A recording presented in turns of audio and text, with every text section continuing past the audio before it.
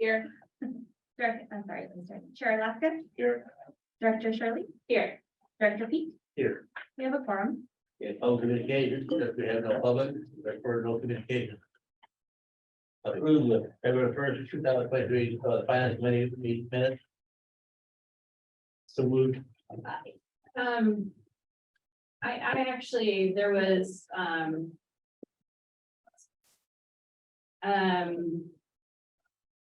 under 6 for potential for co-digestion joint project with Monterey One Water. Some of the statements I wasn't quite clear on. It talked about the feasibility study for this project was approved by the board in 2018.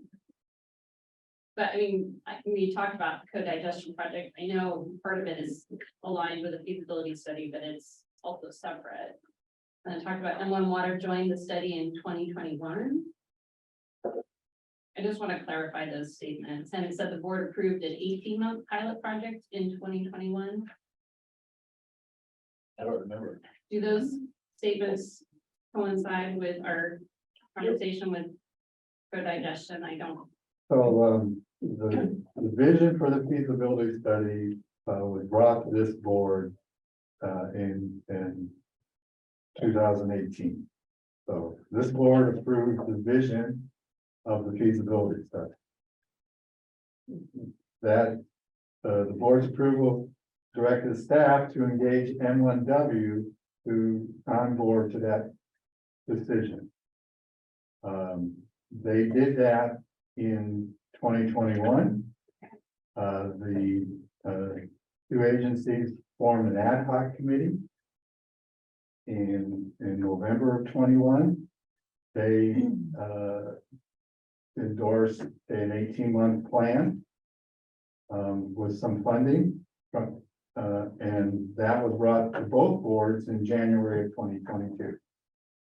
And the boards, both boards approved that 18-month plan and that initial funding. Okay. So Well- those are all the studies. Co-digestion is a topic inside the study. It's also now a project that M1W is pursuing because they pursued a grant. And so the topic is occurring in two different places. So the dates that you refer to are relative to the study and not to a project. Okay. Okay. So the dates are correct. The 2018 and 2021 dates are accurate. Yeah. Yes. Okay. Okay. I'll second. Almost sounds like a process diagram. Just kill you, the next one is over here, and then time. I know you know where. I have two discussions. Debt budget assumptions for FY 23. Thank you, Chair. At this time, Garth is going to talk about some assumptions we want to take during the budget process. Some of them we discussed on the last meeting. And we will start trekking forward on some of those items. So Garth, do you want to start? And then Yeah, so I'll start off. Well, we talked about a few items. Number one being our revenue numbers for the next fiscal year, and the biggest part of that, which is the tip fees. And we had some conversations about tip fee increases. And at this time, we're thinking a 5% tip fee increase for fiscal 23-24, which would pretty much keep us in line with the inflation rate for the past year. Other revenue streams, the MERV revenue, we're not expecting any big increase over what our actuals are for fiscal 23. So we're probably going to be budgeting a number close to where we are in fiscal 23, and hopefully we can maybe get back to the levels we were in the previous couple of years.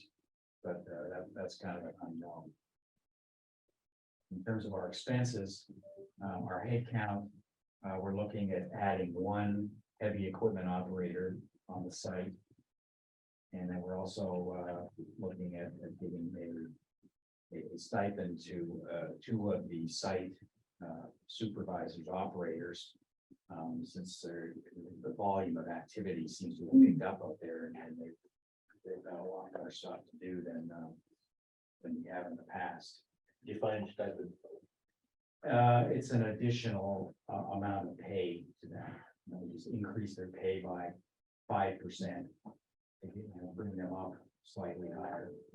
And the reason why we chose a stipend was so that we didn't have to recreate a new classification under the agreement with OE3.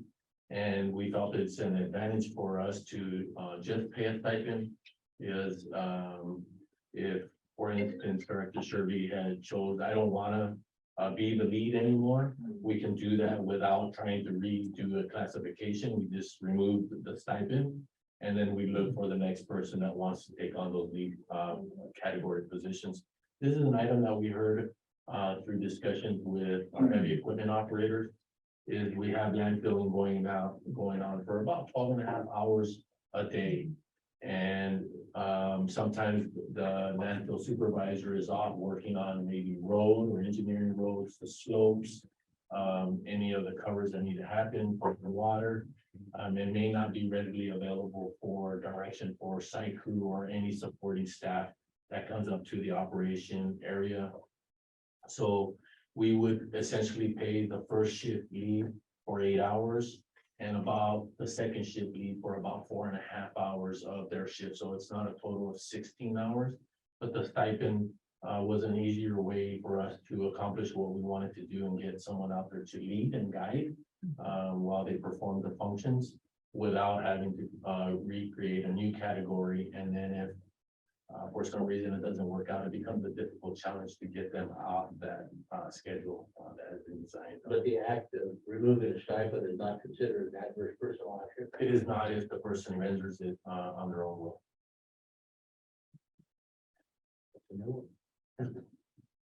And also on our revenue side of things, we're not expecting any significant increases in the volume of material we receive next year. We're not expecting any new contracts. And all the existing contracts that we have, our regional customers are going to continue in place. They all have escalators built into them, so their tip fees will be increasing pretty much all on July 1st of 2023. So there'll be a tip fee revenue increase just based on their contracts. Other costs, we're not expecting anything to change very much in terms of our other major cost categories. You know, a big one is the amount that we spend to keep day on the processing of the green waste. You know, we have a contract in place with them, and that's going to continue for next year. And that's pretty much it on the revenue and expense side of things. I do have a couple items that we also want to interject into the head count is an additional senior engineer. The thought around adding an additional senior engineer comes through some of the history. You know, historically, we used to have 2 engineers that supported the whole site. At one point, it was William Mary's and Rick's Shedden. As the 2 engineers, one was the district engineer, the other one was the senior engineer. With the increase of environmental and compliance items, we brought on Katie and we brought on Sananda to help with the support of those compliances. We also went from about 3 times, you know, at that point, the volume was maybe around 600 tons a day. We're about 3 times that now, about 2,400 tons a day. So it's really looking at the volume increases that we've had to take on. Our budget has increased as well from about 15 million to about 45 million. And the need is looking at some changes in the engineer department that will lie for it. So asking for the senior engineer would be an item that may take us some time for us to procure. You know, when we looked for the last engineers for this department, it was extremely difficult to find someone that had landfill experience of engineering. The other facet is that Director Petroborg probably has about a year to a year and a half of remaining time here before he decides he's gonna be a full-time Brazilian. And looking at the volumes of things that we need to do, I kind of described it to Guy is trying to pour a pitcher or a large amount of volume into a small cup, and we don't have enough resources to kind of to inbound all that stuff. So the anticipation for the next year budget is gonna be 2 items on the engineering side. One additional senior engineer, and then at some point to look to run another director of engineer laterally with Guy for a certain amount of term. There's a lot of Starting when, I don't have an exact date. I think we would have to start soliciting. The last time we hired the last engineer, I think it took us 6 or 7 months to you're get. gonna be starting, potentially this person will be starting during the next fiscal year. Yes. Yeah, ideally it would be by May. June at the latest, I think, would be the leadership thought. And for the value, if we were to find somebody that fit that role and model, I would not wanna defer it and wait. If we didn't have to, if we find the talent that we're looking for, we need to pull the lever on it and have that availability. So that's why the discussion is very important for me, is that there is gonna be a term that we gotta fill a large void. We have the cast coming on board, we have the feasibility results coming on, we have the existing compliance that we're gonna be working on with the gas wells. We're looking to try to get, CNG fuel out of the gas fuel. There's the medium transmission voltage line. There's a lot that is coming down the pipeline. That's gonna, And significant infrastructure around the landfill that hasn't been built around the liquids management and storage, and hopefully transfer to the wastewater treatment plant. so the water solution that, I've been talking about is gonna be a high priority for our organization. Is we have someone that treats water right next door. We're in a partnership to try to help agency to agency support. So we see a vision where we're gonna need support to see that trek of vision out as well. So, we put it out there as we want your feedback on it, but there is a plan. There is a larger scope of nature of, if we don't do anything, we just try to offboard and onboard, we will lose significant momentum in the treks that we're trekking today. And it could be a task to get back to where we're at today if we're not ready preparing ourselves for the future. So the request comes is, at some point when we find that talent, we need to hire them, we need to give them a longer onboarding period. For the acknowledgement of the projects, the scopes, whether it's plan and design, whether it's build, and execute, whether it's go through CEQA. A lot of these items are taking longer and longer for us to get to the build point because of the compliance items that lie beneath them. And I think that's gonna be the challenge. And if we don't have resources to do that, we may spend extraordinary or significant amount of our dollars on outside resources that wind up coming and then leaving. And we really would like to have some of that knowledge ability stay within our organization. It'll pay itself off. Good, Will. Got a question? I had a question in regards to the fee increase policies. I don't know the green waste fee increase. Are they due to increase their fees at the same time? Do you have an idea off the top of your head? Their fee increases is based on the CPI change from one year to the next, and there is a ceiling on how high it is. I believe it's 4%. But that's built into their contract, so they have an increase every year. So, You're referring to the collection contract? so I'm trying to translate roughly this 5% tip fee increase to the impact on the residential and commercial customers. Obviously, it's not 5%. It will be something less. It's about 70 cents for Pacific Road. We'll create the scale once we can go through the list like we did last year. Last year we did 7%, and the highest one was Carmel by the Sea. It was about 90 cents on the disposal component. Per month, per customer. Yeah. And Is there, another SB 1383 increase to in, July? What other fee increases are there? I'm happy to cover Yeah. that, yeah. So for your councils, ahead of, July first, when the green waste, tip two would come in, for approval, by all of your councils. They'll green waste representatives reach out to your council as well as, HF&H, who support, that contract. So they'll come. In addition, we have the SB 1383 shared cost, MOU. If you recall that your council has approved, that is the pooling of costs of all of the member jurisdictions towards compliance, jurisdictional compliance for SB 1383.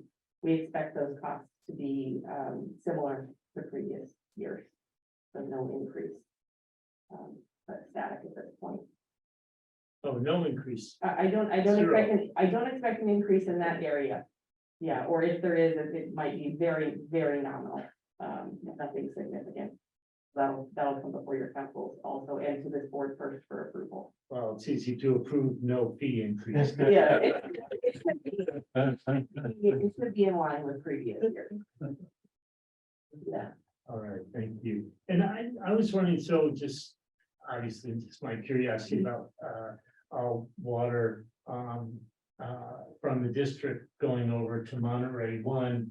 So this is in the county, obviously. So I was thinking legally, can we just, the district just build a pipeline and pump it over and Monterey One Water has to take it, or are there some legal challenges? I think the willingness from the agency exists for there to be a solution. It's just how fast we can make that happen. There would be some significant hurdles we have to achieve. Yeah, I think it's more administrative than, onboarding a new customer, and having an agreement for the services to that customer. What water are we talking? All our leachate, our surface water, Underground water, Yeah. stormwater even, our condensate. the condensate may be too contaminated but, They're gonna pay us for the water, right? Uh. This. No? No, it actually would be us paying for the service for the cleaning up our water. The water, most of the water we have is gonna be leachate or surface water. It has to go through the process for it to be cleaned up. And we pay for the service for it to be cleaned. there's an avoided cost justification for this approach. So, similarly, as the Waste Management District of Monterey One Water has a regulatory permit. And so they do, when they have a waste water delivered to them, that has to be an accepted product. So, there is a little compliance piece to the effort, but it's not something that we foresee as being problematic. We like to profile the material first that they're gonna receive. Does it have too much of something that could cause disruption to the process that they have for their filtration system? Thank you. The last two items I have, sorry. I'm not ready. Garth, what is the dollar value of the 5% 50 increase?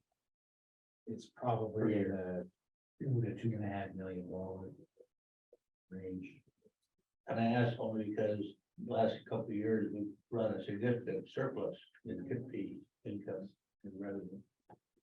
We've not been doing so well on the MERF, but $2.5 million by a lot of senior engineers for that.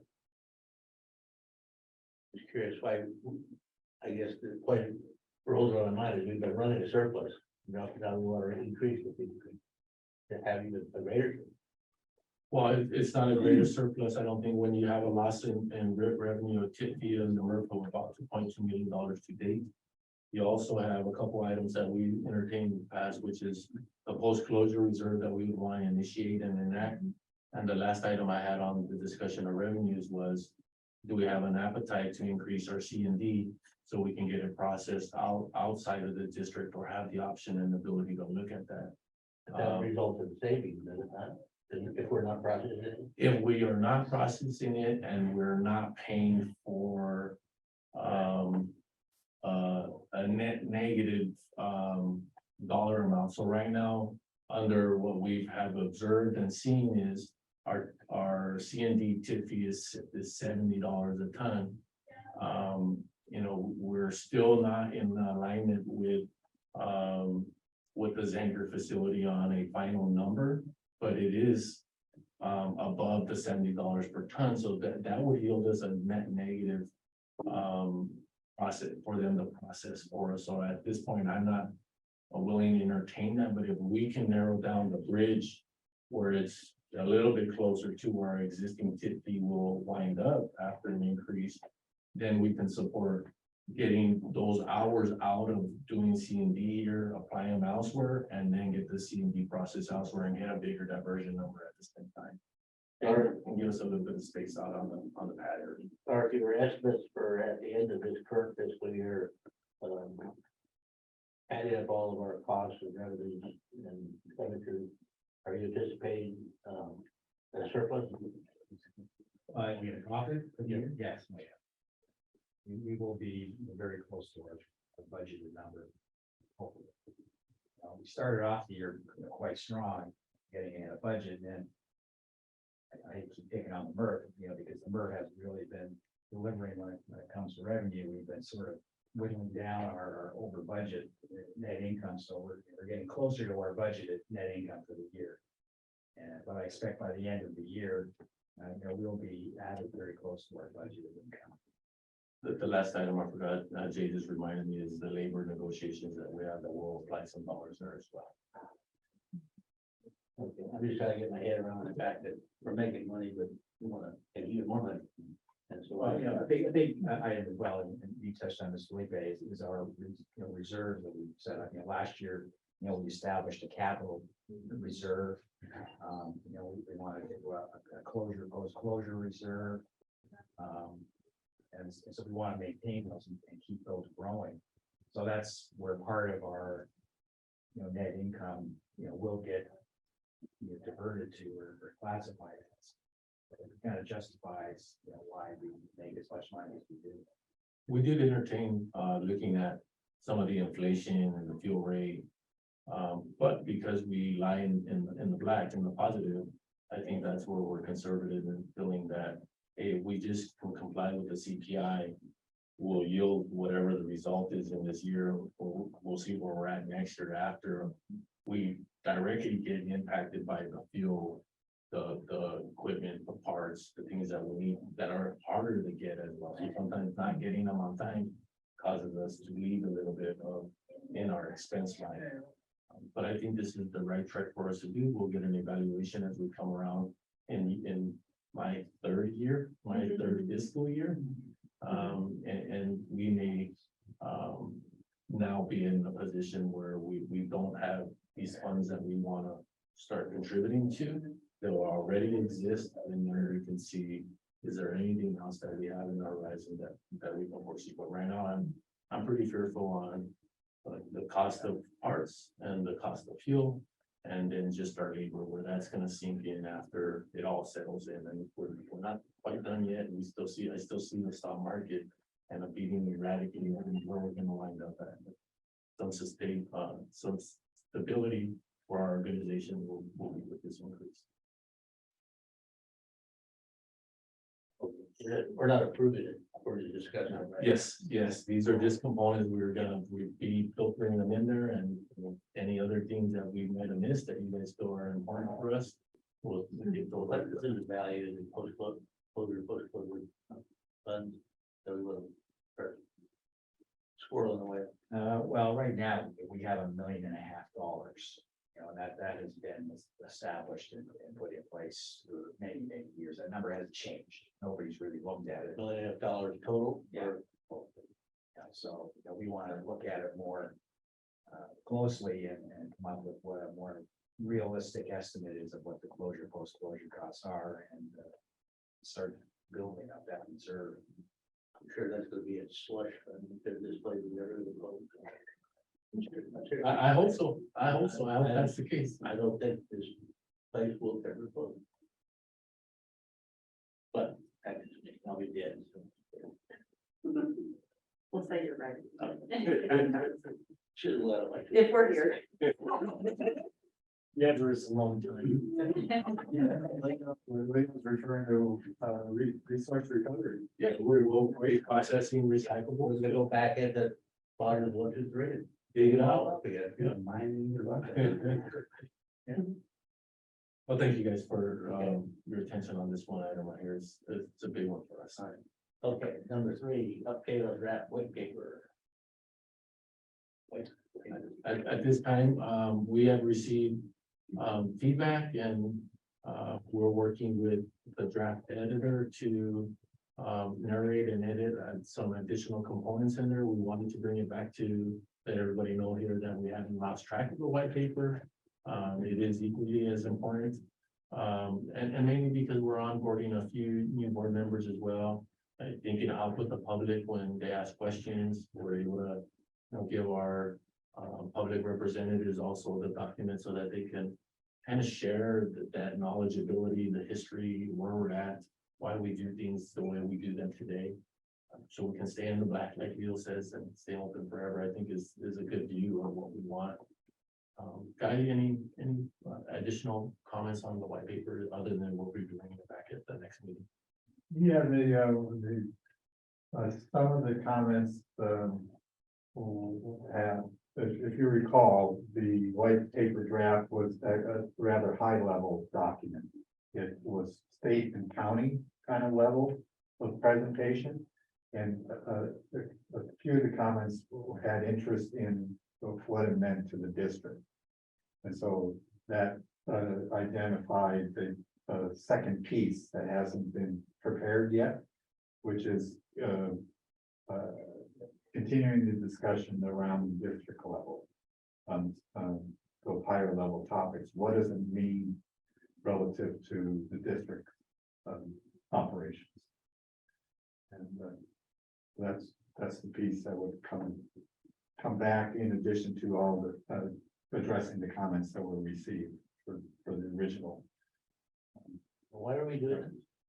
Why are we doing a white paper? To establish a common presentation of the circumstances that exist at the district around its how it operates and the fees, that are associated with its operation. And POP is, the origin of waste and why different municipalities are being served in addition to the member agencies. Yeah, fundamentally, it's a policy where the customer base for the district has grown well beyond the boundaries of the district, and there's no place to turn to identify what that means, or what's the logic behind the basis, or the basis behind the district going outside the member agencies. You can answer that in 1 sentence. Money. Absolutely. All right, well then let's make it clear. Let's not Sure. beat around the bush and put it Garbage bill goes up $50 a month. put it in this piece of paper, what we're doing, why we're doing this, then that's policy. It has, the second piece has the opportunity to present the origin of those policies and, as a reference to what exists today. So it's the ability to document information that has been of interest to multiple parties, and have it fixed in a document that can be referred to and used in the future. I think you know, where the materials are coming from and where they're going to is something that we should have a common understanding and agreement that this is the way we operate. We were just reading the news, the Ohio train derailment, and what hit the news, like a couple, 3 days later, it's like, oh, where's all the waste going to? And I forget what were the 2 states that were taking it, and people They weren't sure whether they should be taking it or take not. it or not. I mean, so as an example, it's not it's not insignificant. For the record, Bill, back in the day when we first started taking out outside waste, your predecessor and I we were definitely not in favor of this. We just felt there was a danger in doing all that, but, at the end of the day, we, number one, we make boatloads of money. And number two, it does really materially affect the lifespan of the facility, so therefore it became a good deal. That's one Gary over me. Okay. No, you know what, quite favor? Wait, sir. Recycling drop off. You don't like the drop. I'll start the intro. I'm not favorable to the drop off area for several reasons that I can just see from driving in, observing a little bit. One is we have no attendant there to really observe what is going in, type of material, what we're expecting in there. Two is we built all this organization on the backside, and we're still attempting to provide a service on the front side. So we bring this up with discussion. We did approve a repair to fix all of the safety barriers that we have there at the Z wall. But we've kind of held up on whether we want to make a repair or not. Do we have interest to put people through the line and get more vehicle count of actual usage of our facility? Render the material in its streamline rather than only on its output. So we have NS metal that comes in and picks up that metal, they go out, they weigh it, and then we get a response on it. We don't know what's actually coming in until they go actually physically weigh that box. At one point in history, there was an attendant out there. So when you look at manning that station with an attendant, you're with the overhead, you're looking at the $80,000+ for an overview of those materials and streams. You don't have the capacity to print out a ticket. You don't have capacity to charge anybody. You have to redirect them back into a line anyways. And what we're getting in materials is probably half of what we would have on an expenditure to have a full-time employee man that station. So it's an item for discussion. We'd like to have a clear pathway of what we want to do there. My suggestion has been a strong push of could we operate without it, and Jay's forfeited some opportunities for us to look at what's happening there now. We have a monitoring system that monitors our security. It could also be used to monitor what's going on at the Z wall as well, so we could relocate it and maybe get some other benefits out of it. And just seeing, total number of count, what's coming in, does it deter people from coming in using our facility? The last chance doesn't operate that, right? They do not operate that, yeah, and that safety piece is the challenging piece, because we're bringing, a big piece of heavy equipment that normally areas in the MRF, it has to travel out of its safe zone and then travel a pathway and then interact with the public. And then we've had near misses where people throw materials over the Z wall. It bounces in and out of the box and almost hits the car on the opposite side of the parking area. So you have these instances that we don't have control of. I think we've been very fortunate. Jay's professional, some background as well on this item, and just to really give us a kind of apples to apples, and do we want to continue that as a public service, or could we just adhere to the public as they cross the scale and guide them into the right direction with everybody else. One of the reasons we started doing that back in the day is that they didn't have any convenient place to drop stuff. They ended up out on the side of the road. And, And I think there was also, may have been a thought process that as visitors come to Last Chance, they may be bringing materials out that they can, that are larger, that they don't put in their cart, or they live in North County and they don't have the outlet, and they just drop it in the bin. And so, you know, it's open 6 days a week. There's no restraints for people to get to that facility, 7 a.m. to 4 p.m. As long as the gate's open, people can drive in and use that recycling drop-off area. I don't have a good idea about the number of use.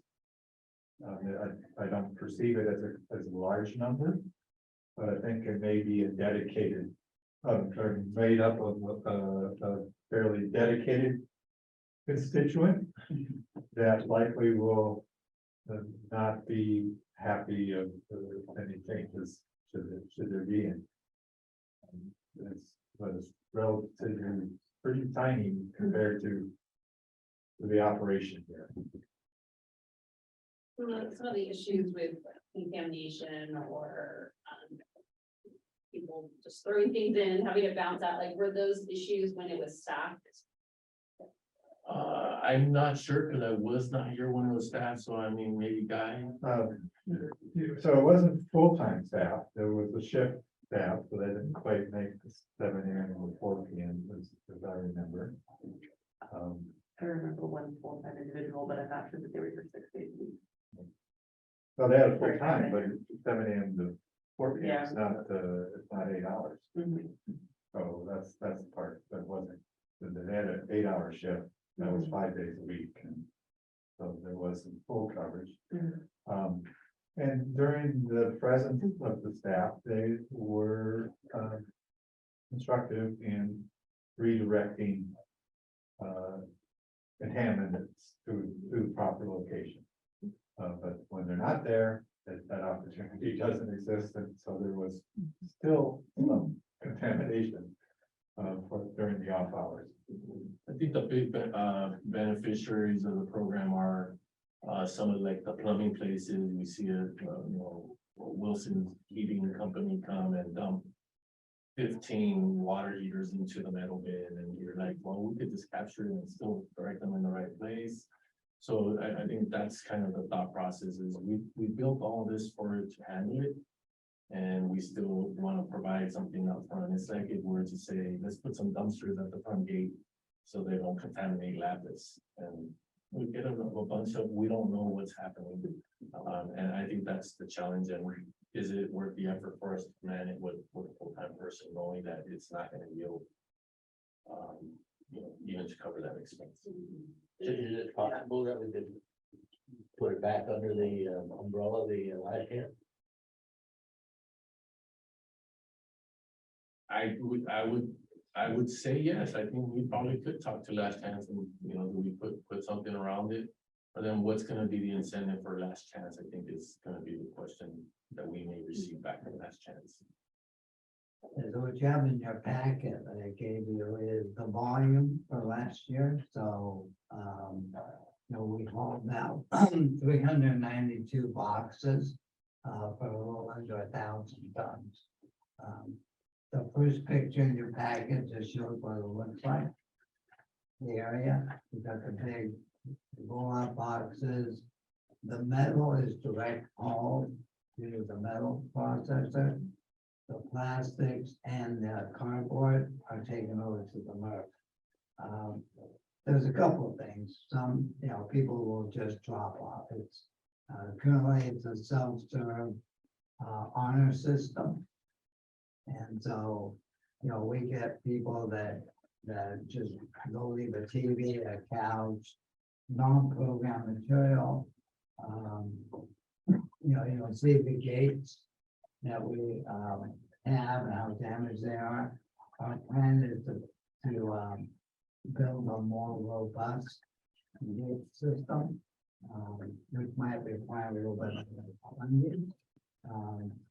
The other thing though is the contamination is, you'll see the last picture on there, a metal guy, even though he appreciates the metal drum, having it full of oil was not a good thing.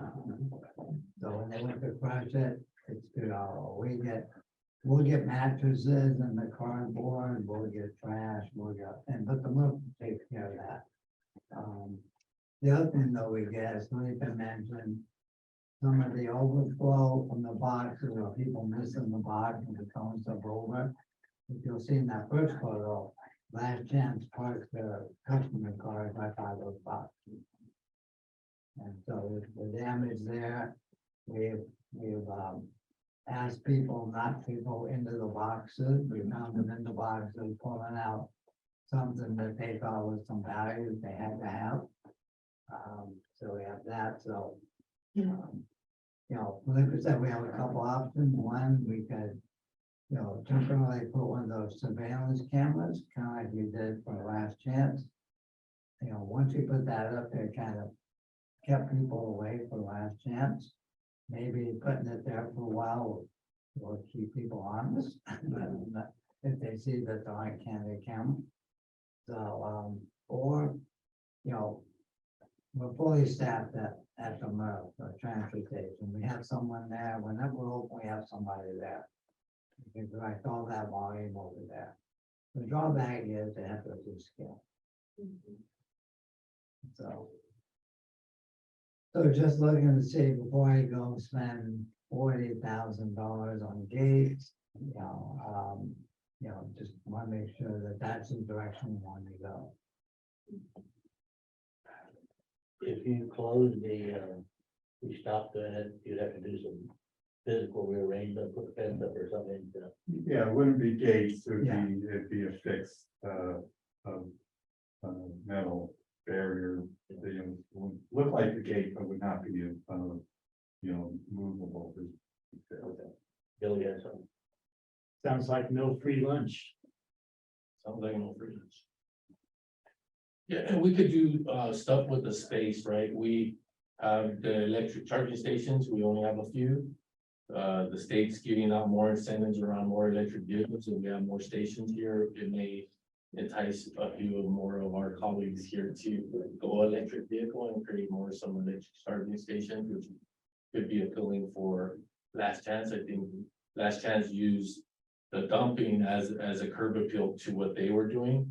But maybe it's now you get these Teslas that are, EV vehicles coming here to charge and then using the facility at Last Chance for an opportunity as well, and kind of give up the one of the drop off and bring in the one where they need the utility or the service for. But I think we need to make a determination here and start trekking that pathway of what we see there. But for me, it's exactly that though. I don't know what's going on. I can't substantiate one way or another, but I know it's a distraction of all our other operating. When the loader driver could push 15 tons of material in the time that he drives up here and moves a quarter ton of material and then drives all the way back down there. They're distractions that we don't need in our daily operations that detour from staying focused on the objectives we've given our frontline. So at the end of the day, we close it and people come in with a water heater or something on the back of their pickup. We weigh it, he goes down and we charge him for the weight of that. While we already do scale observations, so we already doing load checks. So if the customer says it's 100% recyclable, they'll look on the monitor, validate it's recyclable, they'll get a tag for recycling, and they'll hit our bottom line number of recyclable material. It'll be a no charge item. They'll go their line, go to their location, dump, and then exit the facility. Yeah. And in the meantime, we would save money by not operating that facility. I think so, yeah.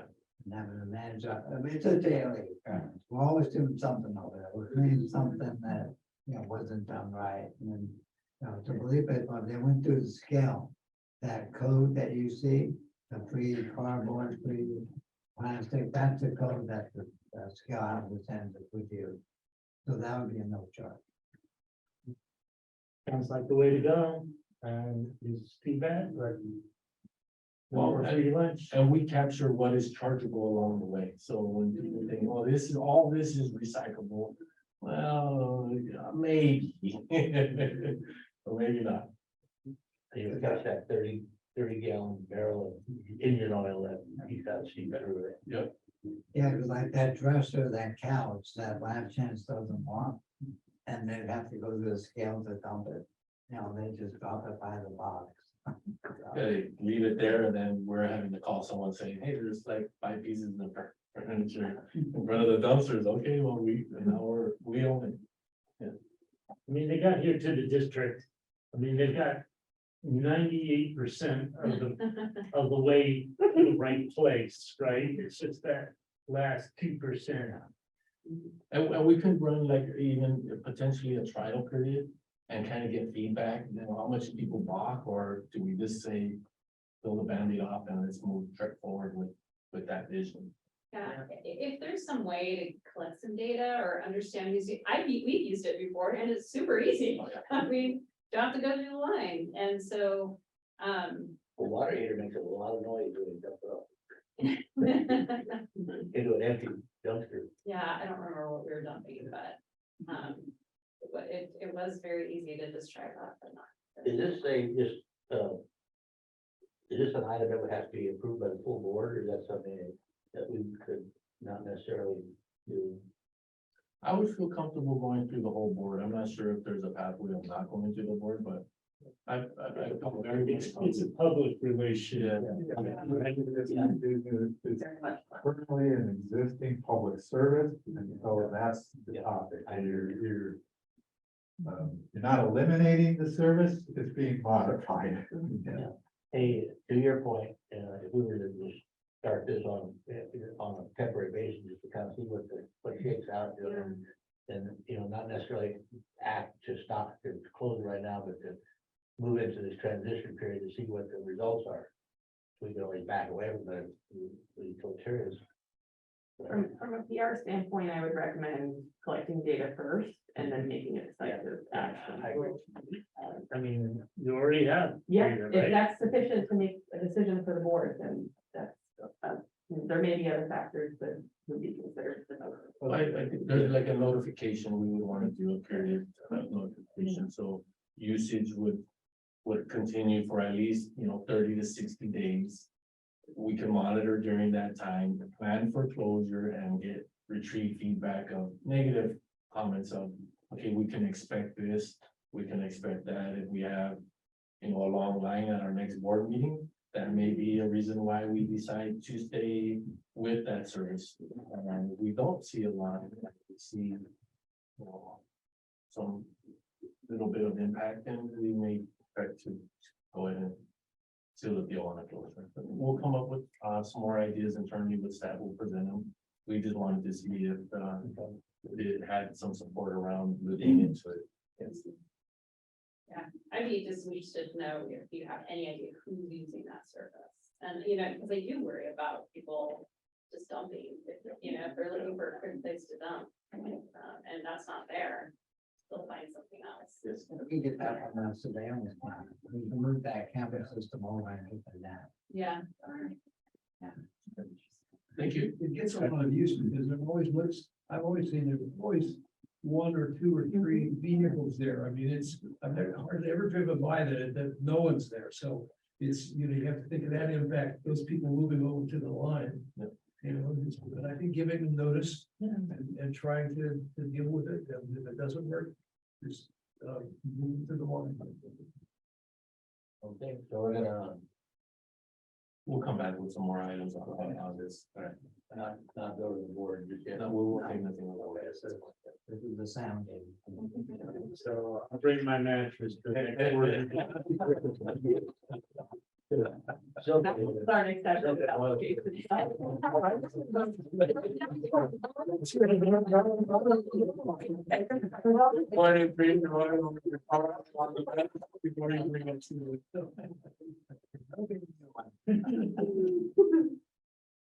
General manager communication.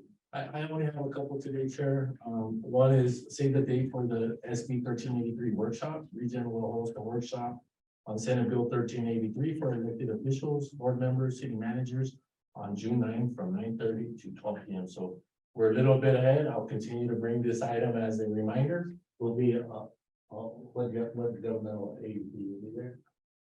I would like to invite, all of the jurisdictions, anyone who's interested from any of the councils or boards, as well as city staff that may not sit on our TAC, for a deeper understanding, and this would include a tour of our composting operations, with each day, so folks would be able to see the difference in our commercial stream that's been in place for many years, over a decade, and includes compostable items and how contaminated that is, compared to what has been rolled out under SB 1383 with residential curbside.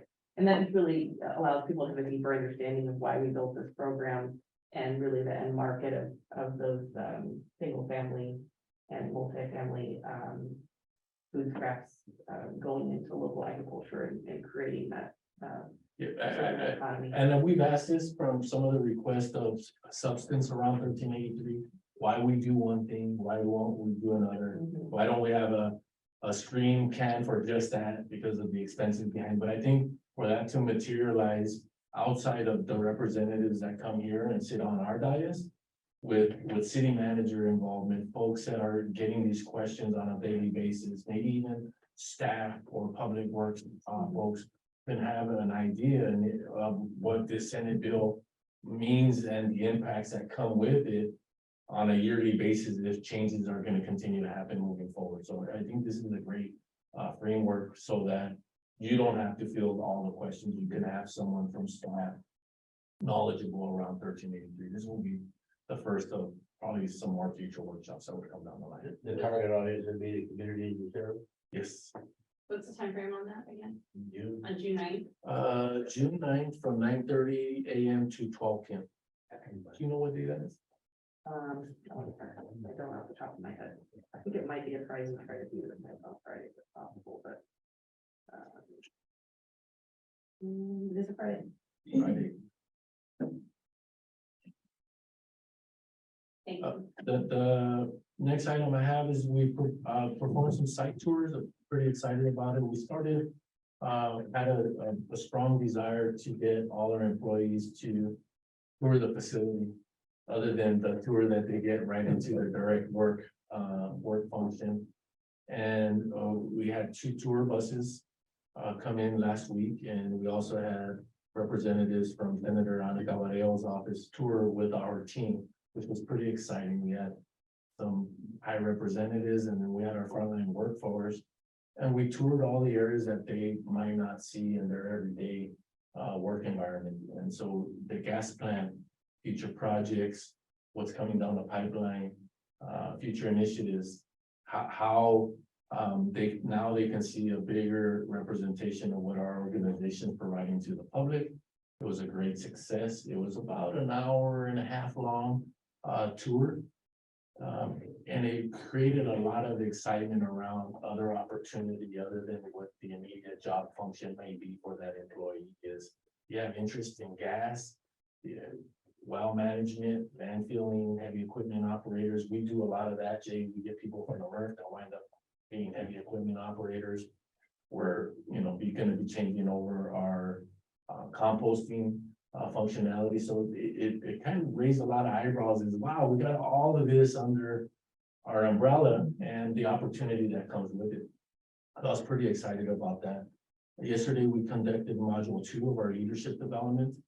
We have 25 people doing the leadership development, and it's really creating a buzz on getting to know your fellow employees so that you have a deeper understanding, better communications, thought process around, vision and facts and what is the right thing to do, all kind of coming together. So we're pretty excited about the opportunity there. SWANA's Western Symposium's coming to Monterey, April 3rd to 6th, and the early bird registration will be taken until March 17th of this month. And then I think Rob had a couple items on 361 that you might want to talk about at this meeting or not. No, we just, I would mention that, that with regard to the personnel committee, the issue came up with regard to attending remotely.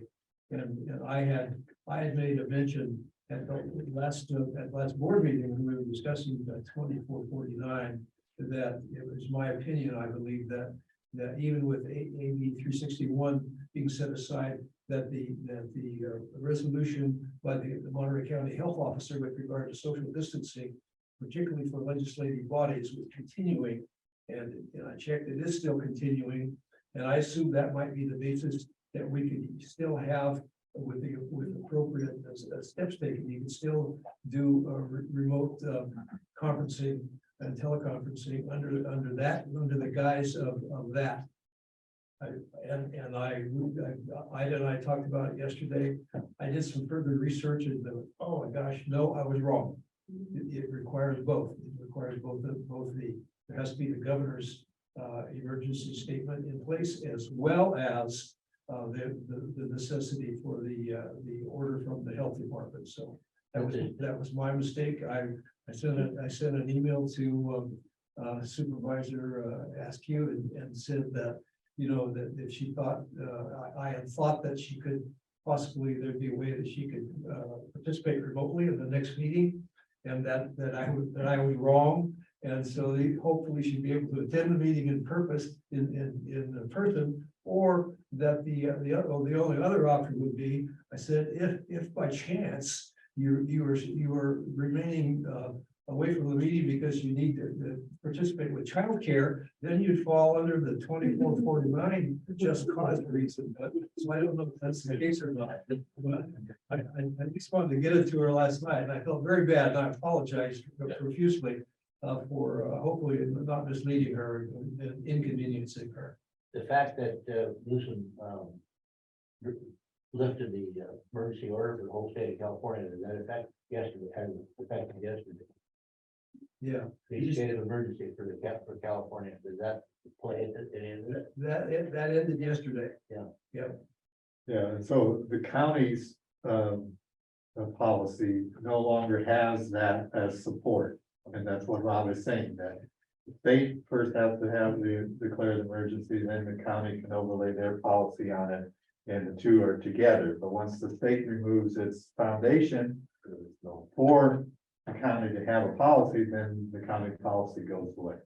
County, we don't know that the county policy goes away. The county policy is there, but it required both of them. You can't overlay it on top In of any it. event, probably the county policy, the county's gonna move on, and the county health official will withdraw or rescind that prior recommendation. It's just a recommendation, but it was a basis upon which we were, along with the AB 361, that we were holding the meetings remotely. So anyway, we're stuck with the old rules, or the old Brown Act rules, or the 2449.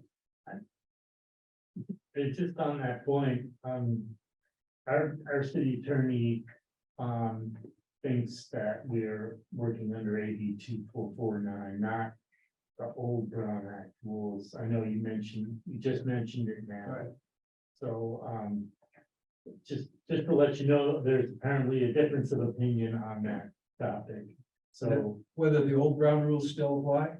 that's correct. That's my understanding. Okay. I've been counseled that they no longer apply. Our jurisdiction won't go to 449 because apparently we don't have the capabilities for that. So, for having our public call in and actually comment. So, yeah, we're All that. right. All that. We're live streaming and they can view us, But not- but they can't speak, which is required under 2449. Right. So we're following the old Brown Act rules. In terms of, Maybe this is something that still has to play out. I'll look at it again, but that's, as I've already stated, my opinion is that the old Brown rules still have always continued. But, and of course, then that requires, you know, I mentioned that to one of the boards that I represent. And you know, where people wouldn't think twice about saying, oh, I'm gonna be at such and such a place, and you can post where I'm gonna be appearing from, and it's open to the public. People don't wanna do, people are wary of doing that anymore with regard to, some of the things that are going on in the country relative to, violence and such. I mean, they don't wanna, advertise it as, and it shows up on the web, on the internet. If you go to somebody's, the board meetings, council meetings that are posted. So it's, it has a downside that we never used to think about seriously, but I had a board member tell me he didn't want to publish where he was going to be calling in from. So it's a tough one. That's all I I'll have. double check on that though, Bill. Okay. Anything else? That is it. We're here. And of course, follow whatever your city attorney tells you, that's primary. Hopefully we'll come and concur. Yeah, we'll be here. Yeah, there.